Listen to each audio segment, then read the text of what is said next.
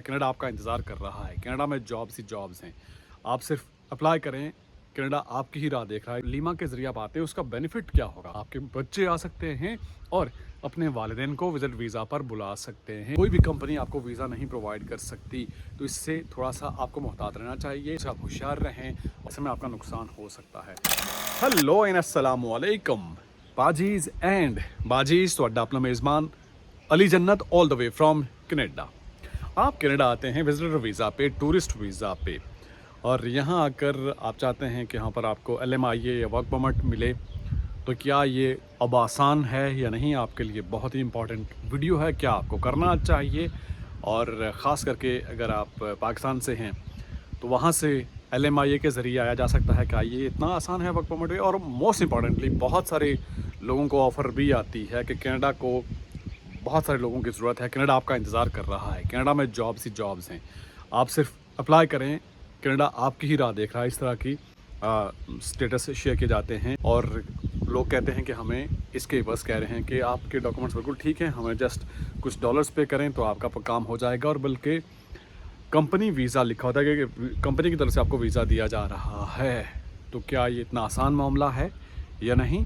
आपके लिए video important होने जा रही है। तो वीडियो शुरू करने से पहले अगर आप यूट्यूब पर नए हैं तो प्लीज़ चैनल को सब्सक्राइब कर लीजिएगा, फेसबुक पर पेज को लाइक कर लीजिएगा, इंस्टा और टिकटॉक पे ज्वाइन करने का भी बहुत बहुत शुक्रिया। तो सबसे पहले मैं आपसे शेयर करना चाहता हूँ कि जब यहाँ पर आकर आप LMIA लेते हैं तो ये आपको मालूम होना चाहिए, आपके नॉलेज में होना चाहिए कि आप किसी भी एम्प्लॉयर से बात करते हैं मोस्टली यहाँ पर, तो उसके लिए एक तरीक़ाकार होता है जो IRCC का ही एक इदारा है, ESDC, और वो आपकी असेसमेंट करता है और वो एक टाइम टेकिंग प्रोसेस होता है। और उसके बाद उनके पास अथॉरिटी है कि वो आपका LMIA जो डॉक्यूमेंट है वो अप्रूव करें और या ना अप्रूव करें। तो बहुत सारे लोगों को ये भी थोड़ी सी कन्फ्यूजन है कि LMIA और वर्क परमिट क्या होता है। पहले LMIA जो डॉक्यूमेंट होता है वो अप्रूवल उसका आता है, उसके बाद आपको वर्क परमिट मिलता है। लेकिन आपके लिए ज़रूरी है, ख़ास करके आज मौसम भी थोड़ा चेंज हो गया है, गर्मी थी लेकिन अभी बारिश का भी मूड हो गया है। और ये अल्बर्टा का हुस्न आप कह लें, या अल्बर्टा का मौसम ऐसा ही है कि आपको एक लम्हे शायद गर्मी फील होगी और कुछ ही देर बाद शायद आपको सर्दी लगना शुरू हो जाए।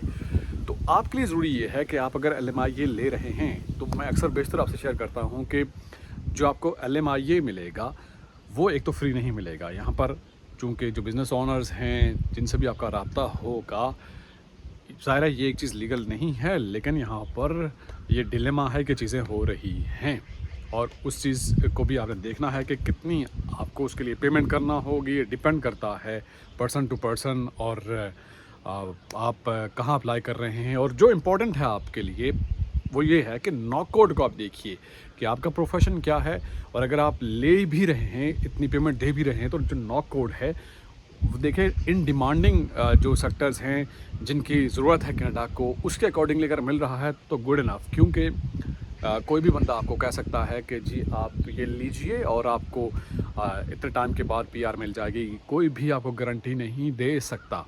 क्योंकि आप अगर एक प्रोसेस करेंगे तो ऑब्वियसली जो अथॉराइज्ड कैनेडियन अथॉराइज्ड जो कंसल्टेंट हैं उनसे आप बात करेंगे और उनके ज़रिए ज़्यादा तरीक़ाकार होगा। लेकिन मेक श्योर आप कर लें पहले अपने तौर पर कि आया ये आप स्टेप उठाने जा रहे हैं, ये आपके लिए बेनिफिशियल होगा या नहीं।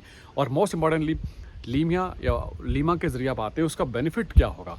उसका बेनिफिट ये होता है कि ज़ाहिर है आप आएंगे, आपके साथ आपके स्पाउस आ सकते हैं, आपका क्लोज वर्क परमिट होगा। क्लोज वर्क परमिट का मतलब ये है कि आप उसी एम्प्लॉयर के साथ 2 साल के लिए काम करेंगे, अपना एक्सपीरियंस पूरा करेंगे। उसके बाद अगर आप एलिजिबिलिटी पे पूरा उतरते हैं तो आप PR के लिए फ़ाइल करेंगे। लेकिन बेनिफिट ये होता है कि आपका स्पाउस ओपन वर्क परमिट पे आएगा, आपका क्लोज वर्क परमिट होगा। लेट्स सपोज कि अगर वाइफ है तो वाइफ क्लोज वर्क परमिट है, एक ही एम्प्लॉयर के साथ काम करेंगी। हस्बैंड आएंगे तो हस्बैंड ओपनली कोई भी काम कर सकते हैं, किसी एम्प्लॉयर के साथ भी वो काम कर सकते हैं। ये फ़ायदा होगा। प्लस एक और फ़ायदा ये है कि आपके बच्चे आ सकते हैं और अपने वालिदैन को विज़िट वीज़ा पर बुला सकते हैं। ये तो इमीडिएटली आपको इस तरह का बेनिफिट हो सकता है। और तीसरी चीज़ ये है कि आप जब जाना चाहें वापस तो आप जा सकते हैं, आप पर किसी किस्म की कोई पाबंदी नहीं होगी। ये तो लीमिया का बेनिफिट होगा। लेकिन ज़रूरी ये है कि आप पैसे भी खर्च कर रहे हैं तो आपको ये जानना ज़रूरी है कि आपके लिए वो चीज़ बेनिफिशियल होने जा रही है इन फ्यूचर या नहीं, क्योंकि आजकल चूँकि रूल चेंज हो रहे हैं कैनेडियन गवर्नमेंट की जानिब से भी।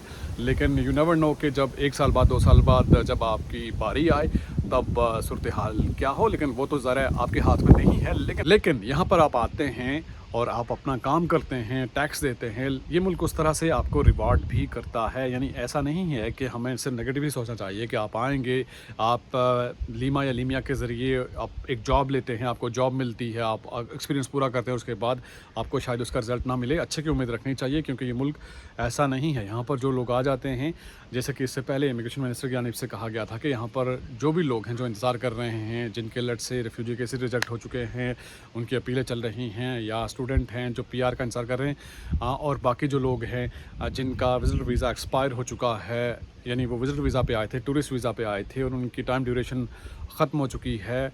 और इसके अलावा वो लोग जो कहीं ना कहीं इस सोच में थे कि उनके कहीं अकोमोडेशन हो जाए, तो उन तमाम लोगों को भी यहाँ पर कैनेडियन गवर्नमेंट की जानिब से उनको अकोमोडेट करने का सोचा जा रहा है। तो आगे हालात कैसे हो जाए, साल बाद 2 साल बाद, यू नेवर नो, लेकिन फिर भी इन दैट सेंस आप कह सकते हैं कि गवर्नमेंट या ये मुल्क इस तरह से आपकी टेक केयर करता है।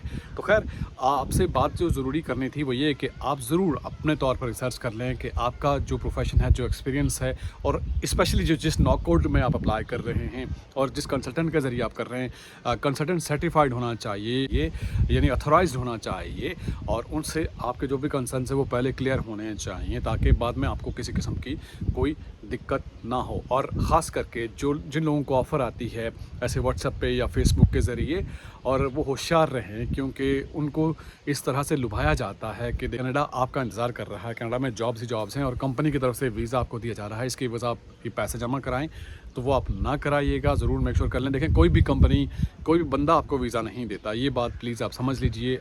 वीज़ा का एक प्रोसेस होता है। लेट्स से अगर आप पाकिस्तान से आप लीमा अप्लाई करते हैं, ये थोड़ी सी चीज़ क्लियर होनी चाहिए। तो वो एक पूरा प्रोसेस है, आपकी रिक्वायरमेंट्स पूरी असेसमेंट होगी, टाइम टेकिंग प्रोसेस है, और उसके बाद ultimately end of the day आपका जो वीज़ा ग्रांट होना है वो एम्बेसी की तरफ से एक इंटरव्यू होगा। उसके बाद वो देखेंगे कि क्या डिटर्मन करेंगे कि आप उस क्राइटेरिया पे पूरा उतर रहे हैं या नहीं, उसके बाद आपका वीज़ा ग्रांट होगा। तो कोई भी बंदा डायरेक्टली यहाँ कनाडा से या कहीं से भी, कोई भी कंपनी आपको वीज़ा नहीं प्रोवाइड कर सकती। तो इससे थोड़ा सा आपको मुहतात रहना चाहिए। और वो कहते हैं कि आपको $200 या $500 जमा कराने होंगे डॉक्यूमेंट्स के सबमिशन के लिए। लोग जमा करा देते हैं और उसके बाद वो मायूस होते हैं क्योंकि उनको कोई रिज़ल्ट नहीं मिलता। तो ऐसे में कोई आपसे पैसे मांगता है तो प्लीज़ मत कीजिए, पैसे मत दीजिए, ऐसे नहीं होता। ये पूरा एक प्रोसेस होता है, और ख़ास करके अगर आप पाकिस्तान से अप्लाई कर रहे हैं तो वो एक टाइम टेकिंग प्रोसेस है। और मैं गलत हो सकता हूँ, लेकिन आज तक मुझे वो कोई बंदा नहीं मिला जो मुझे ये बताए कि मैं डायरेक्ट लीमा के ज़रिए यहाँ पाकिस्तान से आया हूँ। कोई हो सकता है जिनकी कोई अपनी यहाँ पर कोई कंपनी है, जिनका अपना कोई बिज़नेस है, वो शायद उन्होंने बुलाया हो, लेकिन मेरे नॉलेज में अभी तक कोई ऐसा बंदा मुझे नहीं मिला। इसीलिए लोग क्या करते हैं कि विजिटर वीज़ा पे जो आसान तरीका है उस पे आते हैं, टूरिस्ट वीज़ा पे आते हैं और यहाँ आकर कन्वर्ट करवाते हैं, क्योंकि यहाँ पर उनको ऑप्शन, यहाँ जब आते हैं सारे उनके पास ऑप्शंस होते हैं, वो खुद जाकर देखते हैं, ग्राउंड रियलिटी का उन्हें अंदाज़ा होता है, और एक जगह से नहीं तो दूसरी जगह वो बात करते हैं। तो ऐसे में वहाँ बैठे हुए किसी के साथ आप डन मत करें कि जी हाँ हम आपसे लीमा ले लेते हैं और आप हमें कनाडा पहुँचा दें। ऐसा नहीं होता। आप पैसों की पेमेंट तो कर देंगे, वीज़ा आपको कहाँ से मिलेगा अल्टीमेटली। तो इन चीज़ों से आप होशियार रहें और अपने तौर पर रिसर्च ज़रूर करके कोई कदम उठाइए, ऐसे में आपका नुकसान हो सकता है। तो आज की वीडियो से इतना ही। आप अपना फीडबैक ज़रूर दीजिएगा कमेंट बॉक्स में, और कुछ ऐड करना चाहें, कुछ सजेशन देना चाहें, और नेक्स्ट टॉपिक भी आप सजेस्ट कर सकते हैं। नेक्स्ट वीडियो तक मेरा और आपका अल्लाह मालिक।